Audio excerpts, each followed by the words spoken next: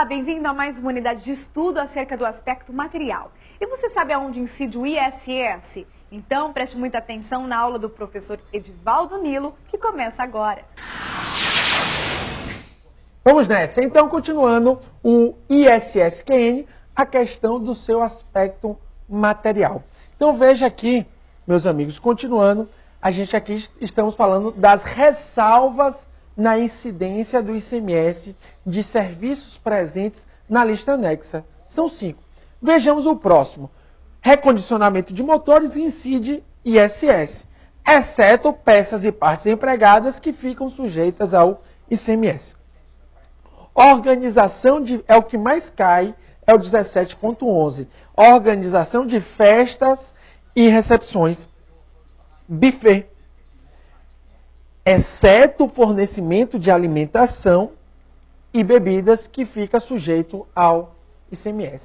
Sendo que você acabou de ver comigo, na aula sobre ICMS, que nesse caso, a base de cálculo do ICMS não é só o preço da alimentação e das bebidas. Na base de cálculo do ICMS, aí vai ser incluído também o preço do serviço, conforme a Lei Complementar 8796, mais conhecida como Lei Candir. Antes de passar para a próxima decisão jurisprudencial, tenho aqui que chamar a sua atenção de um ponto.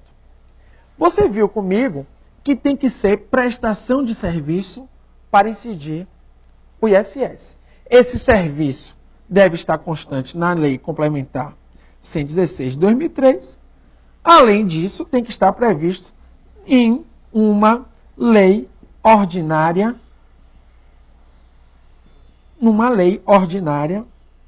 municipal. Então, tem que estar previsto numa lei ordinária municipal também. E o STF entende que, segundo decisão que fundamentou a súmula vinculante 31, a súmula vinculante 31 diz o seguinte: é inconstitucional a incidência do ISS sobre locação de bem móvel. Então, veja, é inconstitucional a incidência do ISS sobre locação de bem móvel. Qual o fundamento dessa súmula? É exatamente afirmar que locação de bem móvel não pode ser considerada como prestação de serviço. E aí, o STF faz uma distinção muito conhecida doutrinariamente, muito bem trabalhada, por exemplo, pelo mestre Aires Fernandino Barreto, que divide, né, no caso do ISS e do ICMS, em obrigações jurídicas de fazer e obrigações jurídicas de dar. No caso do ISS, segundo a doutrina adotada pelo STF na súmula vinculante 31, para ser considerado prestação de serviço, tem que ser uma obrigação de fazer. O que é uma obrigação de fazer? É proporcionar uma utilidade ou comodidade a terceiro. É um esforço individualizado de determinada pessoa que irá proporcionar uma utilidade ou comodidade específica. Por exemplo, uma prestação de serviço de informática, uma prestação de serviço de conserto de computador. Tome cuidado, né? Se seu computador está aí com fotos inadequadas. Você viu o que aconteceu com Carolina Dickmann, né? Foi lá, botou o computador para consertar e deixou lá de graça as fotos dela tudo pelada. Né? E você viu a confusão que deu. E isso até ensejou um projeto de lei penal aí tipificando essa conduta como criminosa. Né? Então, mas preste atenção nisso, né? A Playboy ofereceu milhões para ela e ela acabou, né, deixando todo mundo assistir de graça. Mas então o que acontece? O serviço de prestação de conserto de computador é uma obrigação de fazer, porque proporciona uma utilidade ou uma comunidade a terceiro, um esforço individualizado. Não é? Um esforço individualizado propondo aí uma utilidade específica. Ao contrário da denominada obrigação jurídica de dar. A obrigação jurídica de dar não existe aí nenhum esforço individualizado, não é? Que é o caso, por exemplo, de locação de bem móvel. A pessoa vai, loca o bem, não há aí um esforço da pessoa, não há aí uma prestação de serviço. Por isso, na súmula vinculante 31, o STF decidiu que é inconstitucional a locação de bem móvel. Por quê? Porque não é uma obrigação de fazer, né? Não há aí, no caso, um esforço individualizado. Então, nessa distinção, obrigação de fazer, incide ISS, QN. Agora, quando é considerado uma obrigação de dar, incide o nosso querido ICMS. Ok? Você viu, por exemplo, na distinção entre software de prateleira e software encomendado para determinada pessoa. Segundo o STF, no de prateleira, que não há um esforço individualizado específico, uma utilidade específica, no de prateleira vai incidir ICMS, segundo o STF. Agora, no software em que há uma encomenda específica para determinada pessoa, ou seja, não é o de prateleira, não é o caso em que há um esforço individualizado, aí pode vir a incidir o ISSQN. Então, no de prateleira, porque é aquela venda feita nas prateleiras sem qualquer tipo de forma, ou seja, transformando aquilo ali como simples mercadoria, segundo o STF, ICMS. Agora, no software, que há um esforço individualizado e específico, pode vir a incidir ISSQN. Esse é o entendimento do Supremo Tribunal Federal. Ok? Então, veja aqui, né, outras decisões tratando desse tema. Diz o Supremo Tribunal Federal: a caracterização de parte da atividade como prestação de serviços não pode ser meramente pressuposta. O que ele quis dizer aí? É serviço porque é. Não. Ou seja, é serviço só porque está previsto na Lei Complementar 116/2003? Não. Tem que estar previsto na Lei Complementar 116/2003, mas tem que ser considerado ontologicamente como serviço. Como um serviço de conserto de computador, serviço de informática. Então veja que não pode ser meramente pressuposta,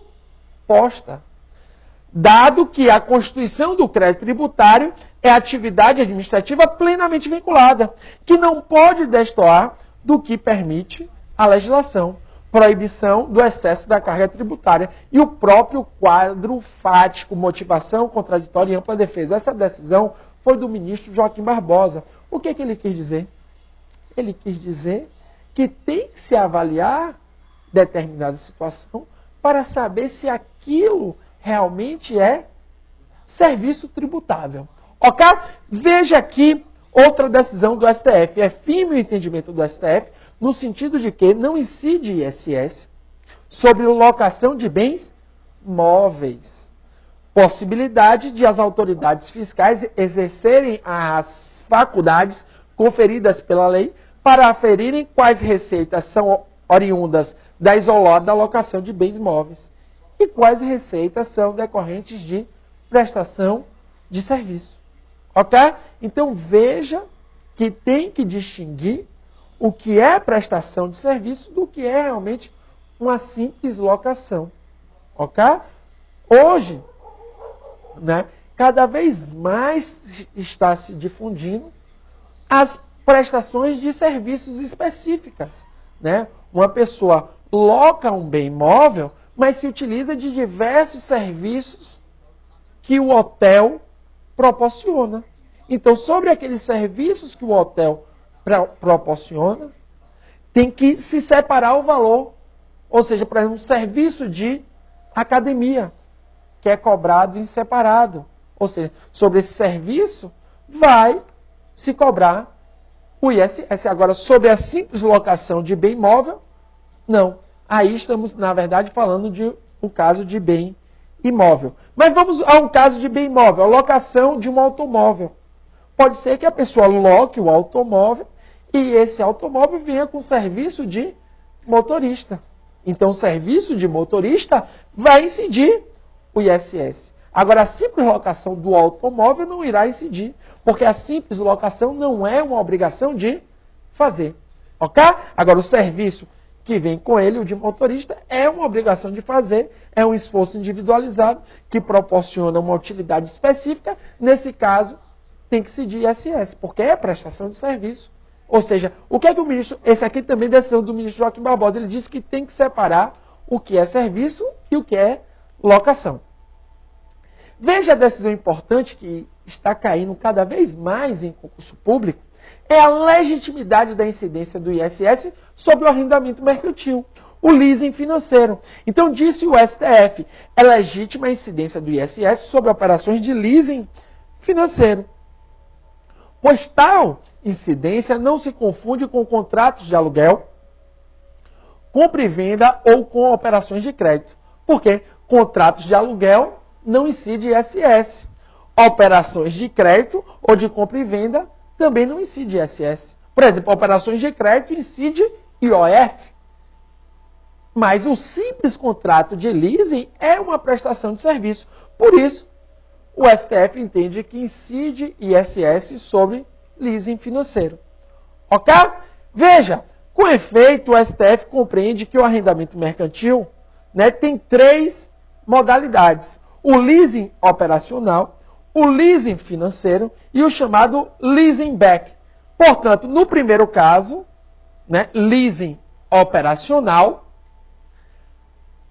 a locação, e se há no leasing operacional locação, não há incidência do ISS. Por quê? Porque a locação não é uma obrigação de fazer. Porém, nos outros 2, há serviço. Então, você tem que entender que vai incidir ISS, é isso que você tem que levar para a prova, sobre o arrendamento mercantil financeiro, o leasing financeiro, e também sobre o chamado leasing back. Então, a lei complementar não define o que é serviço, a lei complementar 116 de 2003. Apenas o declara, para os fins do inciso 3 do artigo 156 da Constituição Federal.